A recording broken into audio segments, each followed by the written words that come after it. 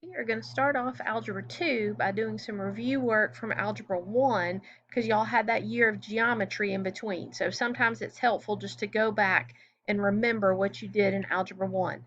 So you can see up at the top of your note sheet, these are all the different things we're going to be working on. And on the front page of your note sheet, you can see the standards that match these things. So we just thought it would be wise to go back and do some of these things. So please make sure you fill in your notes as I am talking, and some of them we're not going to get to, and we're going to use that for a warm up tomorrow. And also, that'll give you the opportunity to ask questions if you're confused about anything that we're doing. So, the first thing is just a reminder of using the calculator. So, I know for a lot of us, it's been a while since we had to put these things in the calculator. Maybe you didn't do this kind of stuff in geometry. So, let's go back and review just how to type these things in. Okay, so I've pulled up on my screen the calculator like we have in class, and I'm just going to type this directly in there. So 6 divided by 3 plus 4 times 2.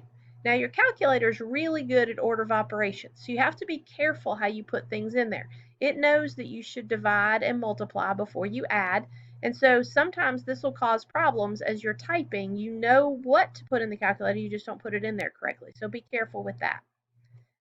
All right, so our first answer is 10. So the answer that we got here is 10. Okay, let's do this second one. Let's see what we get here. So I'm going to clear out what I already have in the calculator, and let's start over.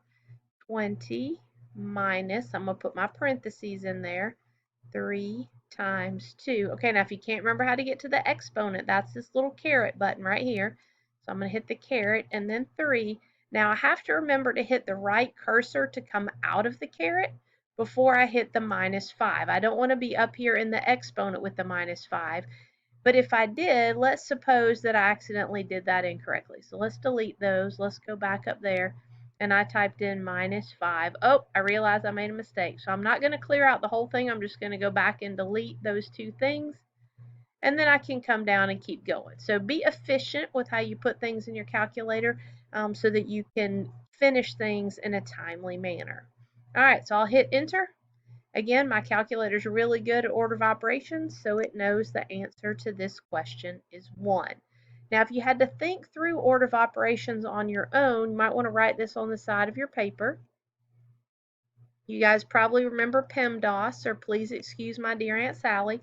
What I want you to notice, the way I'm writing it maybe is a little bit different than what you've seen in the past. Remember, multiplication and division come in the same step from left to right. You do not do all the multiplication and then go back and do all the division. You do multiplication and division at the same time from left to right.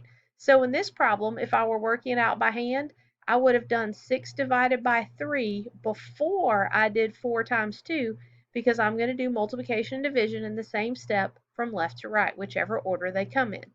And the same thing here with adding and subtracting. I'm going to do adding and subtracting in the same step from left to right. Whichever one comes first is the one I'm going to do first.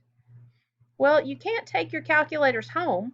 So one thing you might try is downloading a calculator onto your phone. There's lots of graphing calculator apps. I think TI actually has some that you can download for free.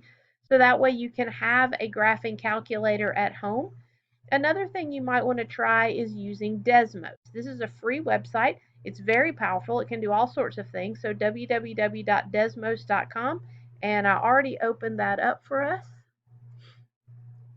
Let me just scoot over here. You can see I typed in the equation. All right, now I had to be really careful with my typing here. If you look at the way it's written on your paper, it's just 5 divided by 1 times. So I had to think about order of operations. I had to remember that I was going to do division first and then do multiplication because multiplication and division come in the same step from left to right. So when you're using Desmos, just be careful about how you type it in. And then here's the answer right here. Desmos tells me that the answer to that question is 37. All right, let's scoot back over here. All right, combining like terms. Basically, that means adding or subtracting the terms that have the same variable. So if you look at this one, I can see that 10x squared and negative 3x squared are the same. And I can also see that positive 5x and negative 7x are the same. So when I combine these, when I write the answer, I want to put it in what we call descending order. I want the highest exponent to come first. So looking at the ones that are underlined in blue, they have the higher exponent of 2. 10x squared minus 3x squared is 7x squared. And then looking at the ones I have underlined in red, 5x minus 7x, that's an exponent of 1, which is going to come after this. 5x minus 7x, negative 2x. So the answer to that one, 7x squared minus 2x. Okay, how about this one? This one is a little bit different because I can see that I have this minus that I'm going to have to distribute. So this first polynomial, it doesn't have anything out in the front. I can just rewrite it without the parentheses. The directions said to be sure to show all my work, so I want to write out this step.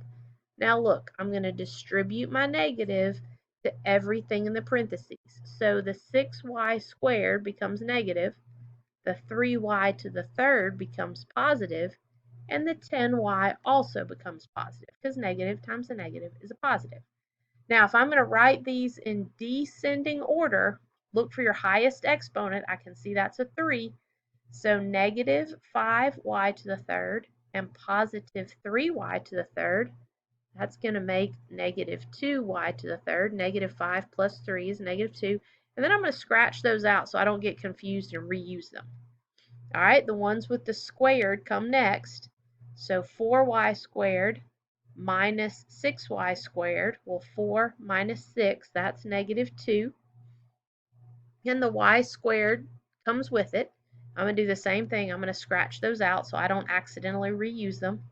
And now I've got negative 3y and positive 10y. Notice that I'm using the sign that's directly in front of the number. So negative 3y plus 10y, positive 7y. And I was very careful, 3, 2, understood 1. I've got my exponents in descending order. Okay, let's try this one.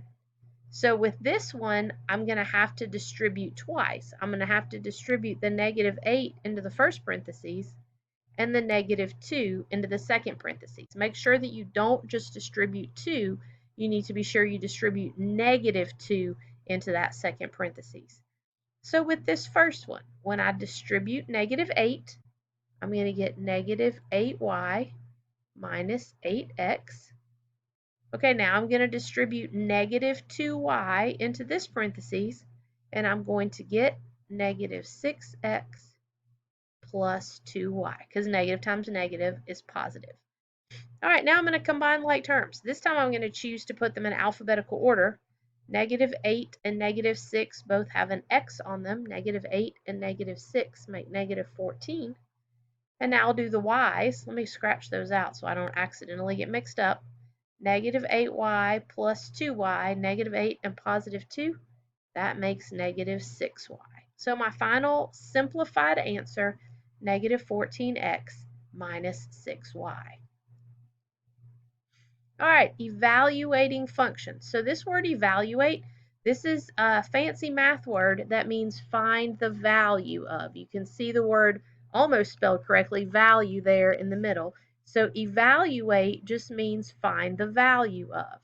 Okay, so let's do that. Let's substitute in 4 for x and substitute in negative 3 for y. Okay, you guys do order of operations and see if you can figure out the answer to that after we've done our substitution. So hopefully you got positive 16 here and positive 30 here, right? Because positive times positive is positive, negative times negative is positive, and then when I add, I get 46. So the evaluation, the answer to that first one is 46. Okay, the second one. So let's put that negative 2 in parentheses. Be really careful with negative numbers and exponents. Even if that 3 wasn't there at the beginning, I would still want to put the negative 2 in parentheses because anytime I raise a negative number to a power, I want to put that negative number in parentheses. All right, see if you can figure that one out by order of operations. Well, order of operations tells me I should do my exponents, and then I should multiply, and then I should subtract. 12 minus 5 is 7. All right, let's look at function notation. So y equals 3x plus 1. That's the equation of a line. And y just basically is the y value. So another way that I could write that, instead of y, I could put f of x equals 3x plus 1. So this y just means I find y by substituting in an x value. This one emphasizes the fact that that y that I had before is a function. Not every y is going to be a function, so you cannot always replace y with f of x. For example, if I had the equation of a circle, so here's a circle with radius 3, and this one is not a function. If you look at a circle, you guys remember doing the vertical line test when you were in Algebra 1? You can see the vertical line is crossing that more than once, so therefore it is not a function. I cannot replace y with f of x in this case. But up there at the top, that's a line. Every line is a function, so it's fine to replace f of x and y. F of x just emphasizing the fact that the y that we're using in this case happens to be a function. Okay, let's do some evaluating. So f of negative 2. That means go to function f, which is here, and substitute negative 2 in place of x. So when I substitute that in,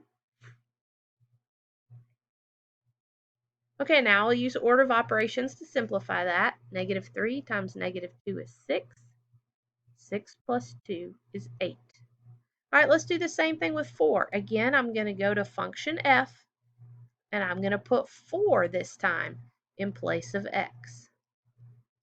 And I'll use order of operations just like before. Negative 3 times 4 is negative 12, plus 2 is negative 10. So my function value changes depending on what x value I put in. All right, now look at this one. This one says g of 5. That doesn't mean it's not a function anymore. It just means I already called this function f, so I need a different name for this one. I'm going to use the letter g to say here's a different function than the one I started with. So I'm going to take 5 and put it in place of x over here. 5 squared is 25. 25 plus 1, 26. So using order of operations, I learned that g of 5 is 26. Okay, let's do negative 3. All right, I made a mistake right there. Do you see what it was? I left off my parentheses. Remember, anytime you've got a negative number with an exponent, you want to put that negative number in parentheses. Okay, let's use order of operations and see what that one's going to work out to be. Negative 3 squared is 9. 9 plus 1 is 10. So by order of operations, the answer to that is 10. Okay, let's do some solving. So basically, you guys will remember from pre-algebra and algebra 1 that when you solve it, you're trying to isolate the variable, trying to get that variable by itself. So you undo whatever operation was done to the variable. You do the inverse of what it was. Addition and subtraction undo each other. Same thing for multiplication, division. If you have a fraction, you can multiply by the reciprocal, or it might be easier to do it in 2 steps. And if you choose to do this method, that's especially good if you have multiple fractions, because you can clear out all your fractions at the same time. Okay, let's do this one. My goal is to isolate my variable. I see that I have addition. The inverse of addition, the opposite, is subtraction. Positive and negative 5 cancel out, and I get negative 14. If I want to check that answer, I can just put negative 14 back in place of the variable, and see if it does work out to be negative 9. And in this case, negative 14 plus 5 is negative 9. Okay, we're going to skip to number 3, inverse operations. Let's undo what's been done to the variable. I'm going to add 4 to both sides. Okay, and this time I have another step. I'm going to need to divide by 2. So x is going to be 17. And just like before, I could check that one by substituting 17 back in and typing it in my calculator to make sure I do get 30. All right, this one's got variables on both sides. So the first thing you want to do is put all those variables together, and we'll finish this one together in